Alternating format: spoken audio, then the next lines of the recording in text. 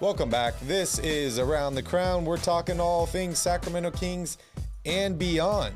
Join the Royal family by hitting that subscribe button down below. And while you're down there, you might as well smash up that like button. All right, so as I mentioned, we're going to have Skip joining us here in a few minutes. Vinny, is he almost queued up? All right. Yeah, let's bring him in. What's up, my man Skip? How you doing? I'm just grooving, man. I'm just grooving. Welcome back. Welcome back. Awesome. Good to hear y'all. Barry, Cal, appreciate you having me. Yeah, Good dude. to see you, man. Hold on, we're getting some Whoa. echo going in here. Echo. Thanks for joining us again, man. We really appreciate you coming on the show, and we had so much fun hanging out at Punch Bowl Social and at the Kings game last week, so thank you so much. Had a heck of a time hanging out with y'all, and and Vinny too. Shout out to my man Vinny. Shout out to Frank. It was a great time. Oh, man, we had an awesome time. So first thing I want to talk to you about, I have a few things, so I hope you're prepared. I hope you blocked off the rest of your schedule for the night because we got a lot of things to talk about. But I want to talk about your man, Buddy Hield. He's been blowing it up. He had 36 points the other night against the Bucks in a loss for the Pacers. I know Giannis went for 50 in that game. But I just want to hear your thoughts on Buddy Hield. Does he look like a new player in Indiana? Is he motivated now? And then you could even touch on Tyrese if you want. I know that's a tough subject for a lot of Kings fans right now. This is who Buddy Hield is. And I know a lot of people at first will be like, no, this is not who Buddy Hield is. We watched like 6 seasons or whatever of Buddy Hield. Like, this is not who, no, this is who Buddy Hield is. This is who a lot of players are when they get into a different situation and they're happier. You know, when they're happier, they play more inspired basketball. When they're with teammates who hold them more accountable, and coach. I mean, we're talking about Rick Carlisle here, who will hold them more accountable. And you're playing with joy. You know, you're not playing to get out of a situation. You're playing with joy because you're in a new situation. So expect not all of the Kings players that we traded, but expect a number of them. Don't be surprised when we see Marvin Bagley hit the Pistons floor, that all of them have a little extra pep in their step. Tyrese Halliburton included. I'm just loving seeing him shine in his new situation. The silver lining on this thing for me, though it still hurts, is that Monty McNair did him a favor by giving him his own team to go to. So, for me, I'm a fan of Buddy Hield.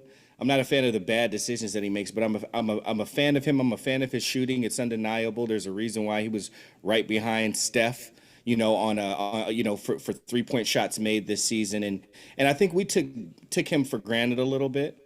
But doesn't matter now. He's in a different situation. I'm excited for all of the players, and I wish them all health and success on their new teams.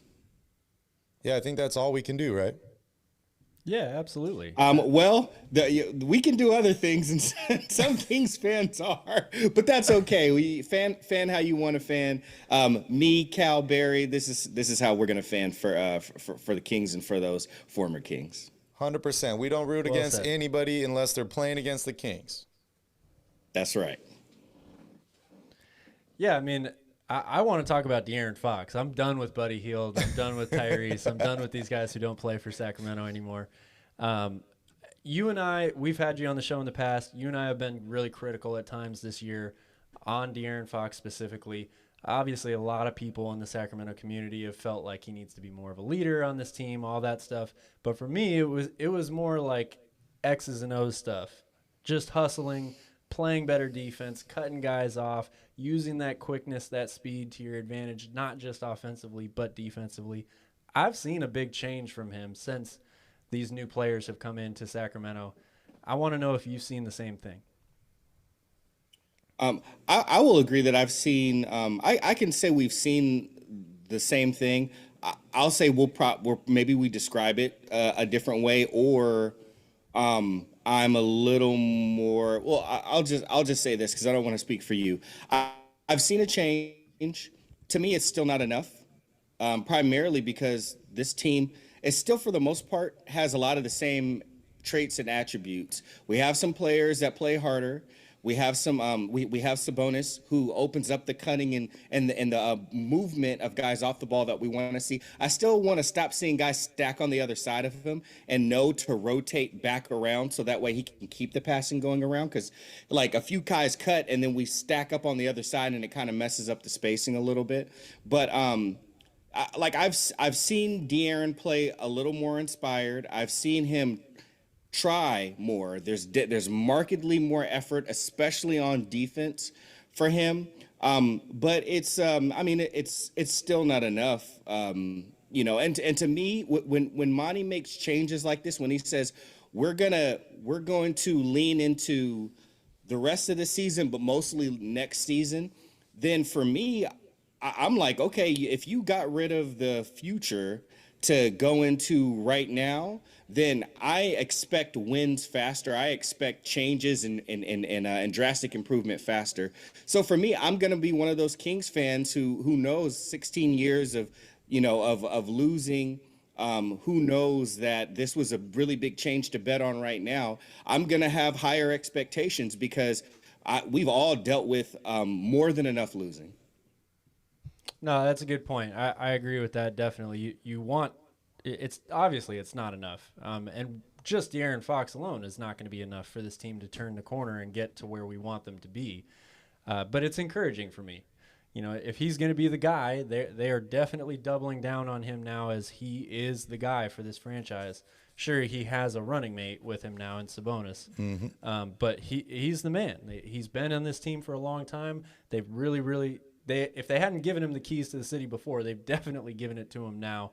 So it's encouraging. I still think, I talked about it with Barry right after the trade happened, that I'm actually a little concerned still on the other end of that, because if this is the guy that we need, you need him to play like that all the time, not just when he finally gets the trade that he wants or something like that, But it's a start. It's a start. The team has to get better in a lot of areas. It might be a longer trip back or a harder journey to get to that point in certain areas than others. But this is a start, and if he's going to be the franchise player, this is the type of play I need to see from him, particularly effort, like you mentioned, on a daily basis. Yeah, and, on that subject, 4 games now, I know that's not a huge sample size. That's, 5% of the season or so. We've seen the Fox and the Ox. What do you like? What do you dislike? What do you think the ceiling is for this tandem? What I like is Sabonis isn't doing much different than what we've known him to do over the past few seasons. It's Fox who's waking up. So what I like is that there's a player who's, I'm going to go ahead and say it. People could disagree. That's totally fine. One of these players has been an all-star and one of them hasn't. Sabonis is a better player. He has better accolades. He is making Fox more accountable, not only with his leadership, but also with his talent, and his effort. So that's the biggest thing that I like. I do also like that Fox is putting more of an emphasis on pocket passes and pick and roll. It was something that I had seen him be better than a lot of people remember earlier on. He kind of went away from it and went into more of a, scoring kind of isolation player. But, having a big that he really feels like he can trust, I guess is encouraging him to look for the pass more than just get a screen and just be like, okay, what did they switch? Did they chase me off and then attack, whatever action is there after that? So I would say that's the biggest thing that I like from their dynamic together. And then, of course, like I said, we've all seen what Sabonis has done as far as everybody else making movements off the ball. I mean, how many games, how many, Cal and Barry, did we sit up there and see Fox get the ball and everybody else just watch him and not do anything off the ball? We don't have as much of that. It's been cut down at least 50 to 60%. That alone is enough I think even just that is why Kings fans are already taking this like breath of new fresh air. That's not going to be enough. I'm telling you guys. I just don't want you guys to manage your expectations and don't get disappointed. But if you want to feel like that's encouraging, I think it's cause to feel encouraged. Yeah, and they actually have something to build around now, right? Like, how do you build an offense around Fox having the ball and everyone standing there? At least now there's some ball movement. You can do something inside, something outside. You know, it gives you something to build off of, which is a positive note. Yeah, absolutely. Yeah. I see a lot of people here in the chat, and, you know, last time we had you on the show here, we talked about coaching and what guy potentially you would love the Kings to target in the offseason. I just want to touch base on that again. What do you like from Alvin Gentry? You know, Calvin and I have talked about the changes that he's made since he's brought in a bunch of these new guys. Some things we like, some things we didn't like. But I just kind of want to hear your opinion on Alvin Gentry at this point. Do you think he'll finish the season with Sacramento? And could he potentially be the head coach of the Kings next year? Alvin Gentry. I have so much respect for Alvin Gentry. Especially him coming in after Luke Walton. He just feels like a true adult in the room. He feels like someone who's been here before and can act like it. Now that's the man, Alvin Gentry. The X's and O's on the court, Alvin Gentry. You know, I would say four games for me is semi enough to kind of judge the team and the players, and not completely, but I catch up on trends quick. For coaching, it's more difficult because coaching is a little more nuanced, but we have seen enough things from Alvin Gentry to kind of see that he's still very unsure about like lineups and stuff when it comes to people and minutes. It's still like players and minutes. Still some questionable things happen. I want to believe that some of it is stuff that they are, you know, for a team aspect, they keep, you know, kind of, they keep behind close to the vest and they just can't tell us. But it just seems like he still kind of doesn't completely know how to utilize the players. Again, that's the hardest thing. Like you get new players and you kind of have reports and you know how they've torched you from the teams that they've been on. But guess what? Everybody torches the Kings on teams that they've been on before. So when you get the player and you're not as good of a team and you have to figure out how to maximize what that player is good at, it's not something that's easy to figure out in 4 games. All in all, he's going to finish the year with the team because you know, Vivek and co aren't interested in paying, you know, another coach or like the way that the coaching collective bargaining agreement is set up. They don't want to have to go deeper into their pockets. I wouldn't expect him to be here next year. I'm still Kenny Atkinson, but now that we got Sabonis and he's such an offensive player, I'm leaning into Steve Clifford a little bit more because this team is still terrible on defense, still god awful on defense. There's more effort and players a little better, but there's still enough of the old Kings to where rotations are still missed really poorly, really badly. And I even noticed some of our new players like kind of reaching and stuff more than I've seen them do on their other teams. So I'm really leaning into Steve Clifford a little bit more. Tighten up the defense and the offense. I don't want to say it'll take care of itself, but that's less of a worry than this defense. Yeah, I think that's a great pick. I mean, he's been one of the guys that we've kind of talked about, you know, in that same group of players or coaches, Mike D'Antoni, Kenny Atkinson, all year long. I wouldn't be upset with Steve Clifford at all. Yeah. What's your dog's name, Skip? My dog's name is Neighbors. In there, it sounds like. Yeah, my dog's name is Neighbors because I don't know. We got some new neighbors who got some dogs that are pissing off the other dogs. So I left my window open because it was 76 in here, and now I feel like that was a mistake. I apologize to all the viewers and listeners. Hopefully, you're dog lovers. Shout out to Skip's neighbor's dog. We love dogs on this channel, man. My dog's upstairs. Sometimes you can hear her when she is having too much fun. Yeah, also, we can definitely hear her. I don't know how much you guys can. I would have never known, but yeah, I apologize for Cujo. Sorry, y'all. All good, man. All good.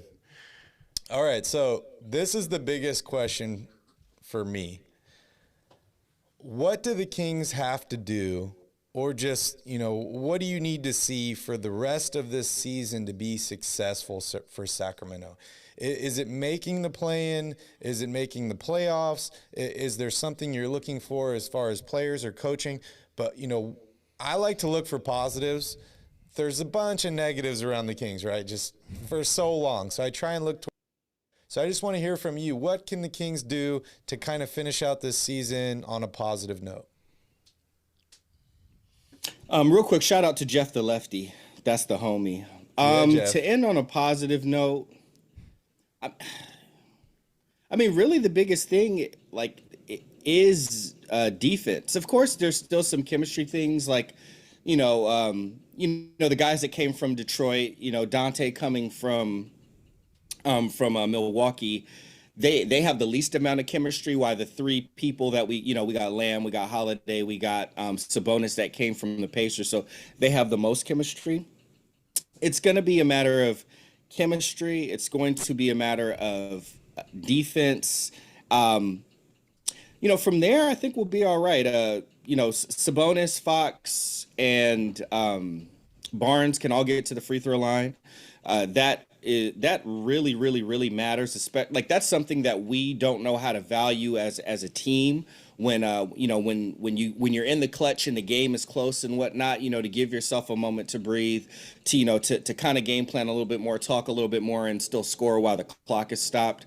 So it's a lot of the little things that we see, winning teams do, especially in the playoffs. Because a successful year for me is getting into the playoffs. The play-in is the play-in doesn't really mean a lot to me. All the play-in means to me is that we got bounced out and we got a worse draft pick. So it would have to be getting into the playoffs to me. It would have to be the chemistry and the defense taking an uptick, accountability, going up a little bit more. And like we said, it's not all on Fox, but he's our point guard. He's supposed to be the leader of the team. If we see him, man, this is going to hurt. And I don't even like saying this, but if we see him playing like his life is on the line, a la a Ja Morant, then that expression of will to win seriously at all cost is what is going to be the thing to really shift Kings fans into the next direction, take the organization to the next level, and for all involved, from the players, coaching staff with the Kings organization that we never hear about, everybody to really feel like this is what we need, this is what we deserve, this is where we want to be. Those are the things that are going to need to be addressed, and that's what success is going to look like for me for the rest of the season. What do you think, Kel? I agree. If the Kings are able to somehow make the playoffs this season, I would consider that a tremendous success, given how badly off a start they got off to. You fire your head coach, what was it, like 19 games in or something like that? Yeah. You lose even more after that. Then you trade away the one shining bright hope that you had on this team. Everybody thought Tyrese was going to be the future for Sacramento. So to go through all of that and then still make the playoffs, I'm not saying that that's going to happen. I'm not predicting that. But if that were to happen, I would consider it a tremendous success. As far as what do I really think success is going to look like for the rest of the season, it's definitely not measured in wins or losses. I totally agree with Skip. I want to see this team make strides on the defensive end. I don't need them to be the best defensive team in the league by the end of the year, but they've got to play a little bit better. They've got to kind of find themselves as a group, right? I mean, and that is going to take time. Most teams, they get an entire off season to work on this stuff. They have summer league, they have training camp, they have all that stuff. These players were just thrown together at the trade deadline. So it is going to take time, and it's probably going to be next season before we really see what this team can look like, both offensively and defensively. You add the fact that they need a coach into that, and that also, adds another development to that. But for me, I just want to see the team continue to get more comfortable with each other. I'm not really worried about them offensively at this point. I just want to see them play more like a collective unit defensively and make some more stops and stop giving up 120 points a game. If they could just give up 115 a game, I'd be okay with that. I think my standards are a little lower than both of yours, and maybe that's because I've been a Kings fan for so long. But if the Kings are making the playoffs, dude, you will see me wearing that neon green Borat bathing suit. Great success. I will be so excited. I will be so excited. But for me, if I'm just talking about successful season, it's going to be finishing up the season healthy, having all these guys ready for next season. For me, that is one of the biggest things is if Sabonis, were to, knock on wood here, have any kind of injury, or Fox were to have any kind of injury that would affect them into next season, that would be horrible. Yes, I want to make the playoffs. Yes, I want to get better. But, having this whole team healthy to start next season for me is one of my top priorities. And that doesn't mean I'm benching guys or sitting them for the rest of the year, because I think that these are important minutes for these guys to get together, these important games to develop some chemistry. But my standards are much, much lower than your guys's. I see somebody in the chat here is asking about Rick Adelman's son. I think that's David Adelman. I think he's the assistant coach with Denver. We're going to get to see him next week. Do you have any thoughts on David potentially coming to Sacramento as a coach? I know he's young. I know he's doesn't have a lot of experience, but we got to give the fans what they want, right, Skip? I mean, that's what Vivek is saying. So people start buying tickets again. I don't know, man. I'm just kind of over like the moral victories and like the feel good stuff. Like Monty ripped the Band-Aid off. You know what I mean? Like if he's going to rip the Band-Aid off, then like I'll get like do the surgery, put the stitches in, heal the freaking thing, put it through physical therapy, get it back on the court, get us where we need to be. Like, that's just where I'm at now. Like, I don't want the Doug Christie, like, coaching thing, like, I just don't care about the nostalgia anymore. Like, I'm just kind of over it. Like, to me, like, I don't even care about the like, there hasn't been a Kings-Lakers rivalry in forever. It doesn't exist anymore. They left us in the dust. Like, if it's going to be 2022, I really want to say, like, okay, except for, like, us being losers for so long. But I want to leave all that, what's in the past, and I want to, like, go forward. Like, if we're leaning into Fox, if we got Sabonis, if that's what it's going to be, like, I just want them to lean into that and take the necessary steps. And I am not a fan of the move that Monty McNair made, but I can be objective. If that's the direction that he wants to go in, he made all the right moves to lean into that direction. So I'm like, lean into it. I mean, I don't know if you guys discussed the press conference or not. I think no. We did on the press conference happened. Okay, in the press conference, Monty pretty much said that this move was not for this year. It's for next year. Mm-hmm. So I'm like do whatever, like you said, success for you would be like everybody being healthy and everything like that. It's true. I do have higher standards because I've paid years of, what I mean, like season tickets and all that stuff. I've given this organization, I mean, easily just myself, close to like $12,000 over the last just 7 seasons. You know what I mean? Like I want to be in the big show, and everything else for me, I'm just not going to let them off the hook and let them think that the moves that they made that don't get us into playoffs this year or for sure next year are okay. And I don't know. That's just, I think that's what all Kings fans deserve. I'm going to hold the line there for all Kings fans. Yeah, I couldn't agree with you more on that point about Monty. And, this wouldn't have been the move that I made, but he chose a direction. He's sticking with it, and I applaud that. And I think that he made the right moves in the direction that he chose. Yeah, absolutely. Yeah. No doubt about it. Like, incredible moves for the direction that he chose. I'm impressed. And, like, if that's where you want to go and that's what you were able to get, it's impressive to me. You're showing GM bars. Yep. Way to go, Monty. Yep. For sure. Yeah, I mean, I agree with everything you guys both said. As far as David Adelman, I'll be honest, I don't know too much about him personally.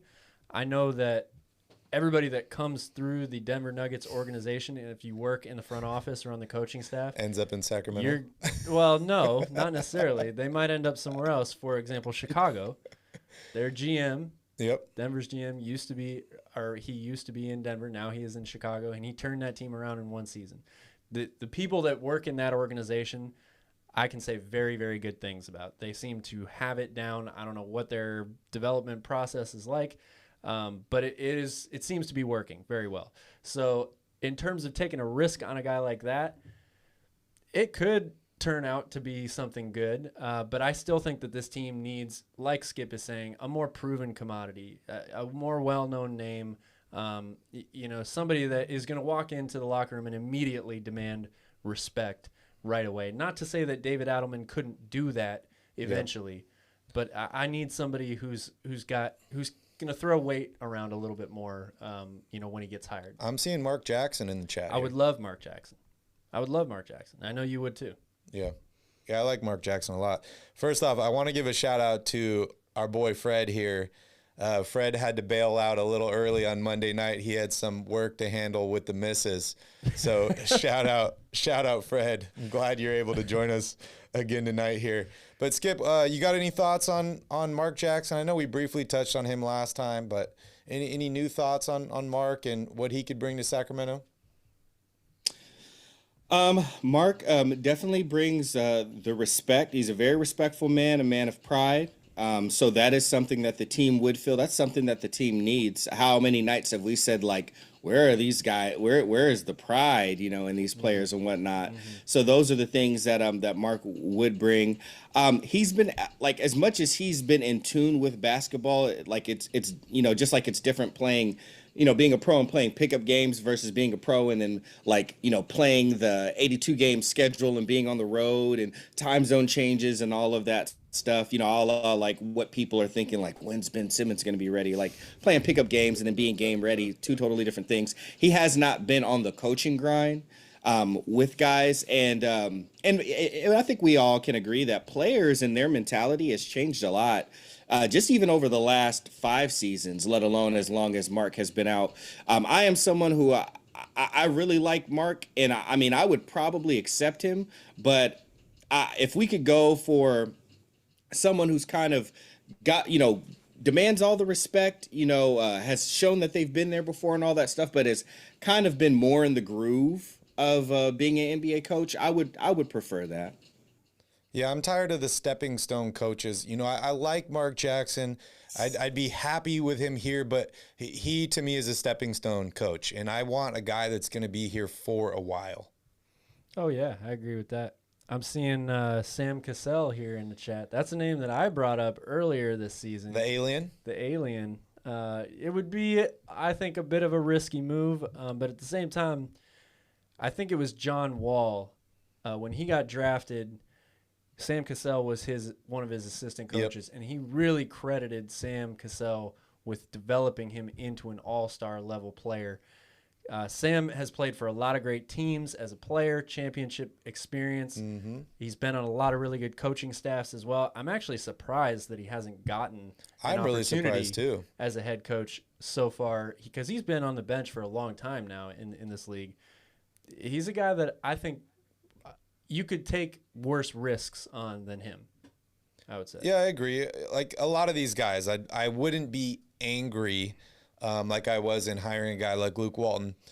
But, yeah, I think you just got to go with a guy with a little bit more experience. Nothing against Sam at all, but I think these guys need someone to look after or look up to, and that would be a guy that maybe has a ring or as a coach, head coach, or just a guy that's had that head coaching experience for a while and is like, this is how it's going. This is what needs to happen. This is where we're going. Do you guys want to achieve this? Listen to me, follow me. And I think that's important. All right, next question. We're looking ahead here to the draft. I know in Monty's press conference, he, one of the things he raved about himself in his trades, I'm so great. I did all this without giving up first round picks. And he kind of threw a little jab in there that was like, now we have that. I'm ready to be aggressive in the offseason, and I'll use that pick to bring in another guy. So I don't know if he's going to end up trading it or not, but if he were to keep the pick, is there anybody in the draft that stands out to you? Anybody that you really like in this draft that's achievable for the Kings, Skip? Man, I'm sorry. I don't watch as much college hoops as I have before. Kind of like I watch so much NBA basketball because I crave the high level hoops so much that I don't really make a lot of time college hoops. Sometimes I watch it when I'm over at my parents because they got like 3 screens, and I love seeing the effort that those guys play with. But like, the missing of the shots and like some of the other stuff is kind of like, oh yeah, that's why I watch NBA basketball. But I will say this: I noticed that Monty said that he made it a point. That was like a very personal thing that he made sure he said during the press conference. One of the things about the trade deadline is you kind of let teams get desperate, right? You let them see what they're lacking, and then they get down to that point of desperation where they're willing to give up things that they wouldn't normally give up if it wasn't like, if there wasn't some sort of deadline. Like the Nets and the Sixers. I would not be surprised if Monty does trade the pick, because here's the thing. He got an all-star now, and now he's like, I only need one more true piece for whatever it is. One more offensive juggernaut, one more defensive stopper to put in the, I need one more starter that's going to take us, to that next level. So if he's going all in, which he is, then he's at the point now where he has enough picks. He can go ahead and he can let some of those picks go. He can really triple down on getting to the playoffs next season. And I do not be surprised if that's the move that Monty McNair makes on the night of the draft. Of course, we have to let the draft lottery thing happen and see what pick we get. But let me tell you, if we get lucky again and we get another one of those, if we get closer, down the line into that pick rank, don't be surprised if Monty takes that, packages something else, and goes ahead and grabs a player from a team who tried as they might, and then they realize after the end of the season, this is not going to work. We need to start our rebuild. Don't be surprised if Monty grabs one of those guys. Gosh, I don't know how the salary would work, but I'm just throwing this name out there. But we just saw that it really didn't work out for Washington, did it? Oh, you like Bradley Beal, huh? Who doesn't? I know. I'm not saying we can get a Bradley doesn't? Beal. I'm just saying, like, that's an example of the team who they made a move, right? They were looking promising. It didn't end up working out. Now he went and he did his surgery. They know this ain't it. I'm just saying teams like that, expect Monty McNair to, be calling them, knocking on their door. Yeah, if I had to bet my life on it, I would say the Kings are definitely going to trade this pick. But I think Calvin watches much more. That's your life on it. Wow. I mean, if I had to choose keep or trade, I'm going to say he's trading it. Okay. Calvin watches much more college hoops than probably Skip and I combined because Unfortunately, not this year. But any of these guys you're looking at, I know the Kings are projected at 7 right now. I see in a mock draft, AJ Griffin. Which guy would you look to target here? Well, yeah, I do. I love college basketball. I gotta say that. Gotham, it hurts me to hear that you say watching college basketball is like watching the WNBA. That hurts me, honestly. It really Wow. does. But that's what it's like for me before the tournament. I'll watch the tournament before that. That being said, obviously it really depends on where the Kings end up falling. I mean, are they going to somehow sneak into the play-in tournament and perhaps farther than that? That's obviously going to make their draft pick a lot different than what it's projected at right now. I do think if they're going to be in that 7 to 8, 6 to 8 range, something like that, I agree with a couple people here in the chat. They need to be looking at another solid wing defender that's got potential as a playmaker or as an offensive player as well. Ben Mathurin, to me, is a great pick. If you're going to be at that number 7 or something like that, he should be available at that point. He's been on one of the best teams in the league all year, still very young. He's a sophomore, good size at 6'7", great athlete, really improved his game offensively coming into this season. He is a very good potential defender as well. Arizona's been one of the top defenses in the college game all season long. So I think it would make a lot of sense to take somebody like that if they were picking at number 6 or 7, something like that. Yeah. I would love to see a guy like Jaden Ivey fall to that level as well, but I'm not sure he'll still be there at 7.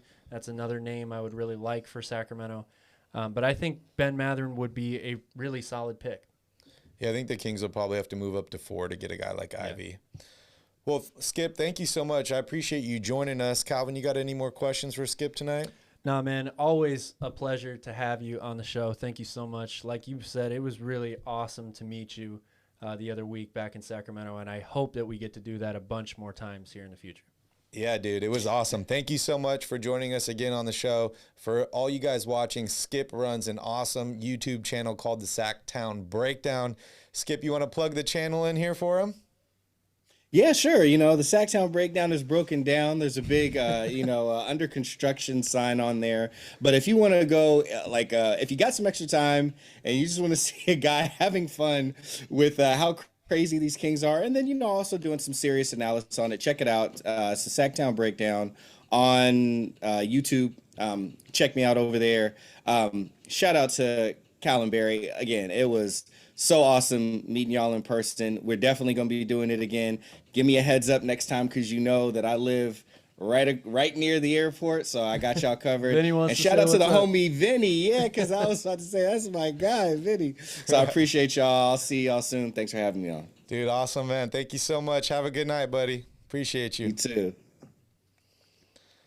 All right, guys. It's break time again, but when we come back, we're going to take a look into the Sacramento Kings' next week of basketball action with Kings Crusade.